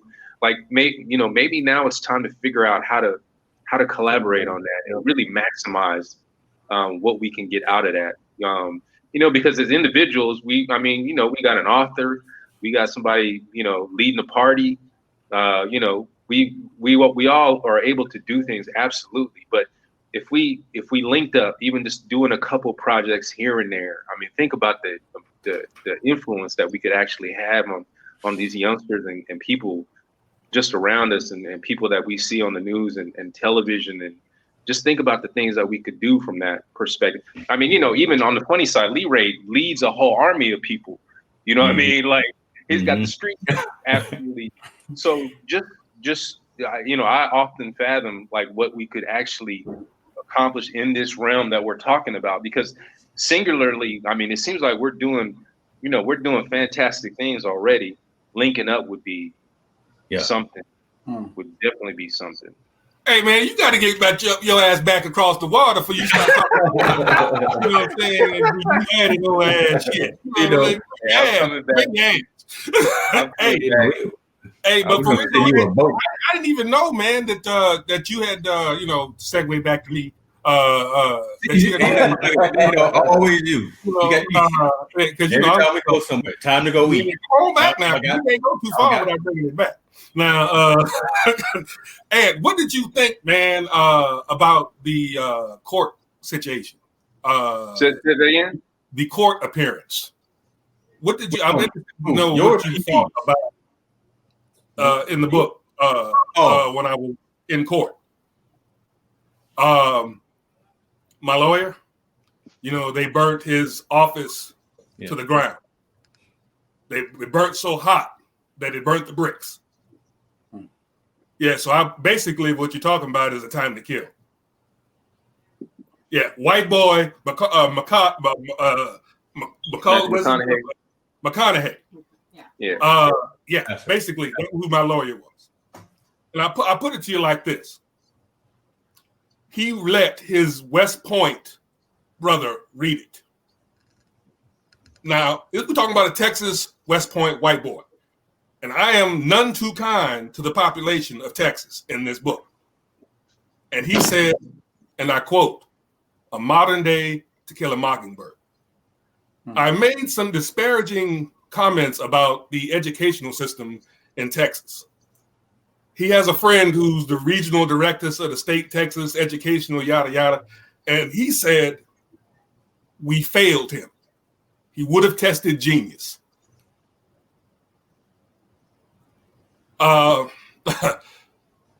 When I was in that courtroom, dealing with these crackers, and by the way, the reason why they burned his office down is because he got $5 million for a client that they burnt alive. So yeah, this is what I walked into. So when I'm in that courtroom, looking at all these crackers, a judge who ain't got no problem saying nigga in the courtroom, I made him do something he never did in 40 years on the bench. So much so that his bailiff had to come over and tell me he never did that in 40 years for nobody. I twisted his neck in his courtroom. I abused on the stand his ADA. So much so that there's a white lady in my all-white jury who was crying crocodile tears as they read the verdict. So much so that the ADA had to reclose the case he already won. Have you ever heard of anything like that? Reclose a case you already won?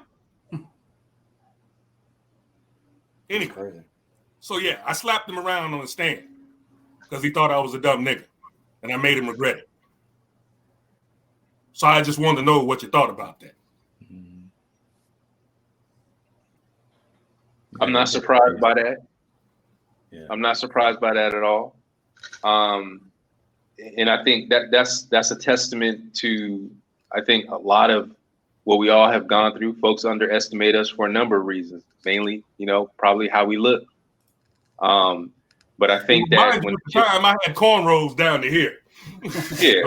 Well, we amplify. Sometimes we'll amplify the situation so that we can prove a point. And when we stick it, we like to stick it. But I'm not surprised by that at all.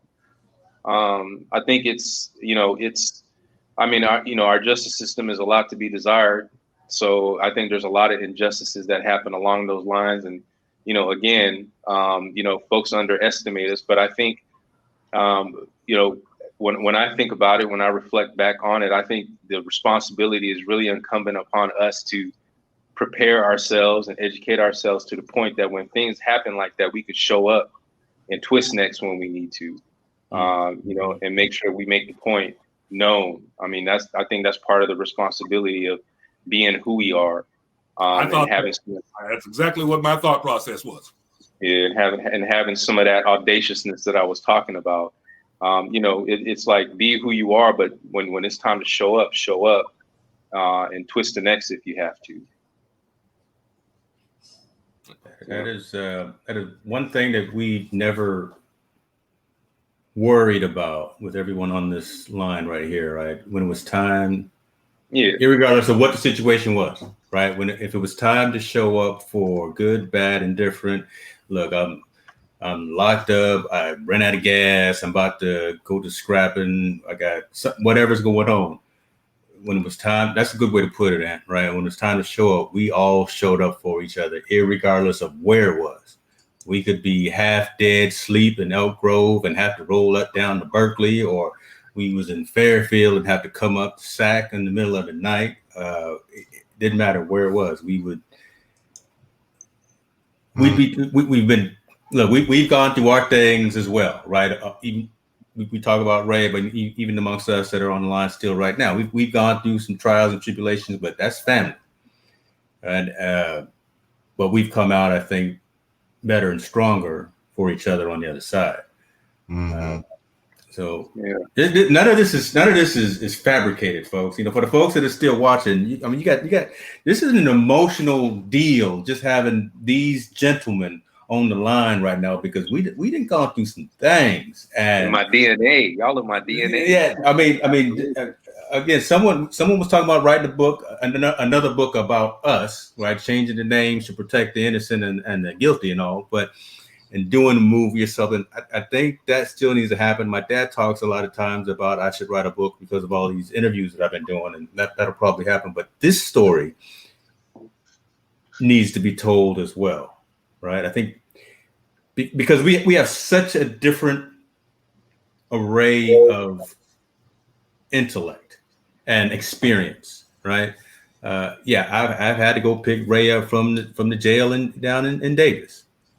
I think I had to pick you up too, Ant. Was that you? I had to pick up in the middle. We won't go into that, but right. So me and EB in the middle of the clubs, starting fights, throwing bottles around. Wait, we never started them. We started some fights, brother. What's the one up here in Sacramento? The classic jukebox. I was just trying to come out the bathroom, and the dudes wouldn't get out the way, right? So what did you do? You walked through them. you started some things, right? You started. Me and Dan, oh Lord, me and Dan, we didn't gone through it, boy, with some folks. We had to duke them up a few times, and it was good. Cliff never got in trouble though. He was always too smooth. He always singing and whatnot. You want to talk about somebody who never got in trouble? Scoop was the safest nigga I knew. If it smelled like Scoop, I don't know. Hey, Scoop had plans. He had things to do. You know what I'm saying? He wanted to be citizen. I was Mr. Take Your Girl. Like, you want to go with Scoop or you want to roll with Lee Ray? Who you riding with that night? You want to make it home tonight? You want to make it home tonight, or you want to make it home maybe in a couple days? What's your agenda? What you intending on? You know what I'm saying? You in a hurry? Don't go with Ray. You in a hurry? You got to be yeah. Go ahead. Hey, Ray is such a magical. He just reminds me of someone that kind of like when you think of Kaiser Sose, just this legendary character that when we think back to him, and now he's nowhere to be found. And is he in jail in Costa Rica somewhere? Where did he roll at? I'm sorry, Eric, I interrupted you. Go ahead. No. Lee-Ray was not scared to put it on the line. Yeah. I was trying to go to school. Cliff went to Berkeley. Everybody went to college. We all kind of had one foot here. We wanted to be safe. We were still in the streets, but we wanted to be safe. Lee-Ray was one of us that would put it on the line. Yep. And that taught me coming up and growing up and having a friend like that taught me a lot about how to make decisions in life. You know what I mean? It's like, are you going to show up or are you not going to show up? And it really helped me define that aspect of myself. Ray would show up with a piece of chicken in his coat pocket at the grad every night, right? We be in a line doing the switch, and Ray would be with a handful of chicken in his pocket. I forgot about the chicken. Yeah, chicken. This fool would have. He'd be out there doing it and just dancing and have a piece of chicken come out his pocket. Come on. Yeah, I got love for Ray. I got love for his son too. You know what I'm saying? Yeah, I ain't met him yet. Have y'all met him yet? Mm-mm. He looks like a big dude. But I've talked to him. I got love for him too. I've talked to him online. Yeah, I got love for him too. Yeah, his mama is a wonderful person. And Trisha, I got love for Trisha, man. Yeah, absolutely. Hold on. So when Lainey said she had her dad pick Terry up, her dad had to pick up Terry from jail. All right, Lainey. You may have to come on screen to tell us about that because your dad was a cool dude. I ain't gonna lie. And I give Lainey props on her dad. Rest in peace. But I know he had to go pick Terry up. Come on, man. That's wild. I remember all of us. Well, all of it was me, Will, and Cliff. Hey, be careful now, because you don't have a filter, brother. You're not changing name. Hey, it ain't like you didn't know that when you invited a nigga. So I sure did. I was like, everybody else I know, but he come deep. But anyway, we were all getting out after an overnight stay. Complete misunderstanding. Charges were dropped. Yes, you were all in the holding, getting out. This is before Will had to go to Arkansas. And the man calling the names, there's about 10 of us in the tank.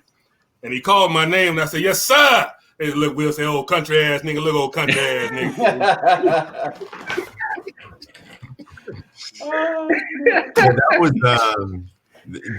that was Brian. Brian was he was this little white guy. Was really cool. Church guy. Brian was really cool, yeah.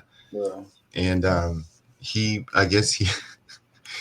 was trying to sell some marijuana, and it got back to the apartment complex managers, and they called this task force, and they just came in, and I'm talking everyone in the house, yeah. But what was cool about it is Brian actually fessed up, and he was like, "Look, they had nothing to do with it. This was all me. Matter of fact, he tried to warn us not to do it. He did take the weight, so yeah." Oh, I thought that was at the Cordova house. Remember, when we were roommates that we had the house on in Rancho. Yeah, for sure. Yeah, of course. Yeah, Sarah and I, Elijah's mom and I first moved into that house, and then when we split up, Eric and Will became the roomies. Yep. Oh yeah. We got some issues in there. That's when I first wrote that poem, because that's when Will and Corey got in an argument, and then the police came that night. I was asleep with Elijah. Elijah was only 2. They just came up in the crib and, just start talking to me all weird. And I wrote that poem called Miranda. It's getting hectic. You're on the See, I can't respect it. Can't even ride in my load without the popo trying to check it. My bucket, that's how we do it. I rose a Buick, so why you still trying to pursue it? You straight raping my girl. I know you know her name, cause you and I done shared Miranda, but she don't treat me the same. Still contradicting everything she say. Civil movements back in the day, so we can keep it that way. Mrs. Wright's claiming I can be silent, but when I exercise the right, starts to tripping and getting violent. Now I'm defiant. You don't see me as an equal, straight tyrant. Routine stop could prove lethal. Why you tripping? Step in my crib and no permission. Probable cause missing, no commission. Other crimes, so now you fishing. Miranda, won't you listen? Thought I had your protection. It's not a cozy condition. Boys in blue got me stressing. Miranda, won't you listen? Pardon the expression. No crime, no commission. Miranda, won't you listen? How long do we have to scream fuck police? Miranda never believed what they did to me. I was home asleep. They far from kept the peace. Dude was hella rude. No search warrant. Invasion of my solitude. What is the nigga supposed to do? Yeah. Hey, that was decades ago. I got that book. That's Yeah, we've been doing these things, folks. Look, we've been doing these things. We real around here. All right, so I'm gonna call it on the streets right now. I'm gonna call y'all to task. When we gonna do this again? This is gold. Talk to y'all. Yeah. Better. This is better than gold. I don't know what's better than that, but every month, every quarter, I could talk. Of course, we could. As soon as Ant come back over the water, we can do this every day. But hey, not for nothing, but sometimes I think we need to be thinking about going across that water. You ready to go? You got your bags packed. Hey, look at him! They go deep. I want to feel like this, because I know all my upperly mobile Negroes in this country understand what I'm saying. I'm going to quote Dave Chappelle. He said, when that motherfucker got in, all his rich black friends called. So that's it, Dave. You coming? There wasn't no discussion. They didn't have to ask what he talking about. No, everybody knew. That's it. You coming? Yeah. So I don't know why we trying to get you back here. Maybe we need to get from over there. Yeah. Can you find us a flat next door? Hey, come on through. I got I space. remember back in the day watching movies about brothers in the 40s and 30s and 20s going over to Paris and getting treated like human beings for playing the truck or blowing a horn or playing the drums. And they would get over there and discuss why we got to go back. What were we going back to? Why the hell? Yeah. I mean, I'm a human being here. It's interesting. I mean, I'm still trying to process what I see. The one thing that I do notice is that the white folks out here don't have the same. There are no black billionaires over here. There are no black folks that are trying to take over business. So it's interesting. Me and my son, we move around. My girl's half African. We move around here freely. You know what I mean, without any issues. The one thing I did notice is that in America, the bigots they have to let you know they're bigots. Yeah, they must let you know, even if they do it covertly or it's kind of insinuate. It's kind of it's the subtext. They may not be explicit about it, but they're gonna let you know somehow. They're gonna let you know. Yeah. And what I've noticed in my travels out here is that it's different. It's like they don't feel the need if they have those proclivities. They don't feel the need to have to express them to you and tell them to you. You know what I mean? So it's almost like they kind of let you do. There's no active need for oppression. You have to understand the population is where they feel the necessity to oppress us. Understand what I mean. When that British invasion happened, that ain't nothing but nigga light. Okay? White folks playing black music.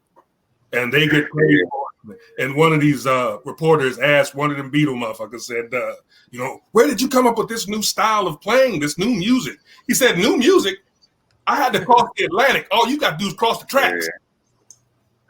So there's no need for an institutionalized oppression of the black population. So they don't have one. Understand, everybody in the Western Hemisphere has been educated by the likes of Joseph Goebbels, which is why we all have this racist shit, because it's in the textbooks, it's in the soil, and you don't want to admit that. So we're never going to do anything but put a Band-Aid on. But everybody in this hemisphere has been educated by the likes of Joseph Goebbels. This is why there is no understanding of any kind of coming together, because it is not built that way. The reason for this is so we don't come together. And as far as understanding this whole unity and coming together thing, I mean, put your own son. This whole thing was designed so we could never come together. Because if we come together, the 1% don't have a shot. The only reason the 1% controls anything is because we're not together. Mm. They made racism to combat that. Mm-hmm. They invented racism for that purpose. So we would never come together. When you say they, we talking about the Rockefellers, Kinda, but even worse than that. I'm talking about the people who funded Hitler's war machine. I'm talking about people who funded the slave trade. I'm talking about people who funded the Crusades, funded the Templars. This, like I said, you know what though? Oh, despite all the issues that we got back home, I can't wait to get back. Hey, maybe I'm indoctrinated and I'm sick, but I can't wait. Come on home. Hey, what time is it there? Ant? What time is it there? I see it's still light time. 11 p.m. 11 p.m. Oh, man, it ain't nighttime. Yeah, we 10 hours ahead. So don't get it twisted. Don't get it twisted. We all come from Right Chin.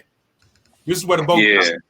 Okay. Yeah. Don't get it twisted. I was born in the largest military hospital in the world. I was born on the largest military base in the world. I am a son of a man who flew the largest military plane in the world. Yeah. I can't stand the state of Texas, but my favorite quarterback is a white boy named Captain America. There you go. I'm from Right Chin. Yeah. Hate, that's some shit they invented because they need it. Yeah. Our melanin don't require us to hate. They made that shit up. So that's some shit they can keep. Motherfuckers always talking about white racism. Now, 5 with 5, everything burnt up. Motherfucker, 5 with 1. Go ahead, D. There it is, boy. There is. He ready now. Hey, despite all the problems, I see why you call this unscripted. Man, hey, I'm gonna have to change all the labels on YouTube on this one. I'm gonna have to mark this one explicit. This one is not. Despite all the problems, and I'm always apologizing for Trump out here. I do love where we live. I mean, I love our country. I mean, I do. I mean, it's so diverse. You know what I mean? And everybody gets a shot, right? Yeah. We had Obama for 8 years. Everybody gets a turn. I do love our country, man. I absolutely do. Yeah. We ready for you to come on back home. Oh, yeah, so we can update some of these photos. We need to post up at the ranch. I told Cliff we need to post up at the ranch. At the ranch. Yes, sir. That would be lovely, man. I need to learn this, man. Yeah. Let's get Damian on the horse. Crack up. James hit me up twice so far. He'd be like, "You got that black sign out in front of your ranch?" I said, yeah. I'm driving by. I said, "Well, what you doing? Stop." He said, "No, I got to keep going, man. I got to keep going." Bro, I just wanted to let you know I seen it. I'm driving to the cabin and say, that's Cliff. Hey, okay. Let me keep it moving. No, it's amazing, man. James, thank you so much for having me on and reconnect. Yeah, so this is a good idea, man. Yeah. This is good to see everybody, man. I love y'all, man. I absolutely love each one of you, man. I do. Even Will ain't here. Will ain't here. I love Will with his trailing ass right now. No, this is what it's all about. Family. I'm glad we did this. This is beyond words. Next one, James. I'm a ask too, man. That we, I know there might be, it's always 6 degrees of separation, but all of us know Kevin. All of us know Terry. If we can get them brothers on this call too. Yeah. Okay. I know Bracey was in the chat room. I know he was watching for a minute, but we could definitely do that. We can definitely do that. Yeah, I'm gonna sign off now too, man. But it's a trip. October 4th, I celebrated 10 years at Intel, man, and I started getting all these emails from coworkers, and you could tell by their, the one that stood out to me the most was this guy named Hongbin Wan from China. Yeah. While everyone else was saying congratulations, Clifton, it's so great to be working with you, Hongbin said, "Thank you, Clifton, for all your contributions. You bring joy to my heart." Wow. And that's what this event has done for me, man. In light of everything that's going on in the States and around the world, man, this has brought joy to my heart. So I appreciate you, Scoop, for. Yeah, this is all of us. No, this is all of us. I know you got to run. I told y'all before we went live that we'll probably still have some chats here in the back room, but I don't want you to leave without me officially closing out. EB, you straight? Because this is unscripted, brother. You part of this thing. You straight? Yeah. All right. Hey, folks that's watching, we're going to keep doing this. It gets no better than this. We did a whole bunch of interviews, but this one touches the heart. I'm going to go and cry in the corner in a minute. Yeah. But shouts out to everyone. This is Family D and Mr. Roberts. God, dog, EB. Will, you too, brother. We love y'all. This is family. Appreciate you. Hey, all our friends, too. All our friends out there. We love y'all. Mad love. We get them. Folks, y'all, my crew, y'all stay online, but everyone else, we out. Yep.